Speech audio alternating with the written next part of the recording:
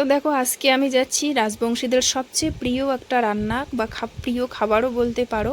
তো সেটা আজকে তুলতে যাচ্ছি। তো শুভ সকাল তোমাদের সবাইকে। সকালবেলা সমস্ত কাজবাজ সেরে চলে যাচ্ছি আমি একটা রাজবংশীদের আমাদের সবচেয়ে প্রিয় খাবার, সেটা তোমাদের সাথে শেয়ার করছি। আর এটা হচ্ছে আমাদের বাড়ির পিছনটা। দেখো খড়ের গাদা, তারপর গাছগাছালি অনেক কিছুই আছে, পান সুপারির গাছও আছে। এটা কিন্তু আমাদের ঠিক বাড়ির পিছনের জায়গা। তো এইদিকে কিন্তু অনেক শাকসবজিও আছে, তো সেই সবজিটা আমি তুলতে যাচ্ছি। আর দেখো কেমন লাগছে আমাদের বাড়ির পিছনের জায়গাটা, অনেক কিন্তু আছে, কলা গাছ আছে, পান সুপারি, অনেক কিছু। তো এই দেখো সরু পুঁইটা, এইটা আমি তুলতে এসেছি, কারণ এটা দিয়ে আজকে একটা আমি অন্যরকম রান্না করব, তোমাদের সাথে শেয়ার করব, দেখতেই পাবে। আর এই পুঁইটা কিন্তু যেদিন আমরা শনিবার বলো সোমবার নিরামিষের দিন কিন্তু এটা সিদ্ধ করেও আমরা খাই। আর গ্রামে খাওয়ার কিন্তু স্বাদই আলাদা, মানে এত এত শাকসবজি থাকে, মানে বাড়ি থেকে বেরোলেই মানে আশেপাশে এত শাকসবজি।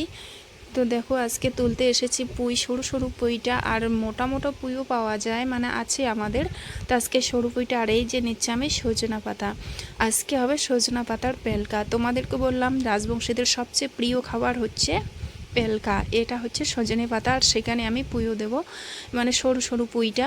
এটা আগে আমি অনেকবার রান্না করেছি, শাশুড়ি মা করে দিয়েছিল কুটে, কাটতে কিন্তু অনেকটা সময় লাগে, খুব ছোট ছোট করে কাটতে হয়, মানে একদম কুটতে হয়। আর এদিকে আলু ভাজা বসিয়ে দিয়েছি, আর এখন কিন্তু শাশুড়ি মা নেই বলে আমার নিজেই কেটে রান্না করতে হবে। আর কাটতে কিন্তু খুবই অসুবিধা মানে হচ্ছে, আমার কোনো দিনও তো কাটিনি, মানে এত ছোট ছোট করে কাটতে হয় এই পুঁইগুলোকে। ভাত হয়ে গেছে, আর আমি কিন্তু এই টিনের মধ্যেই রান্না করি প্রায়। আর রান্নাটাও কিন্তু এই টিনের মধ্যে রান্না যখন করি খুব তাড়াতাড়ি হয়ে যায়। আর এবার কিন্তু আমি সজনে পাতাগুলো বেচবো। আর বর্ষার দিন প্রতিদিনে বৃষ্টি হচ্ছে তেমন কিছু নেই সজনে পাতাগুলোয়, নইলে তো মাকড়সার জাল টাল থাকে, দেখে শুনে বেচতে হয়। কিন্তু দেখছি এই সজনে পাতাগুলো কিচ্ছু নেই, কারণ প্রতিদিনে বৃষ্টি হচ্ছে, বৃষ্টিতে ধোয়া পড়ছে। আর এদিকে আমি শুকনো লঙ্কা ভেজে তুলে নিয়ে ওই কড়াইয়ে দিয়ে দিলাম সজনে পাতা আর এই সরু পুঁইটা। এটা হচ্ছে সেই সজনে পাতার পেলকা, একদম খুবই সহজ রান্না। কড়াইয়ে দেওয়ার পর স্বাদ মতো নুন, লঙ্কা আর খাওয়ার সোডা আর একটু রসুন দিলে ব্যাস এটা রেডি।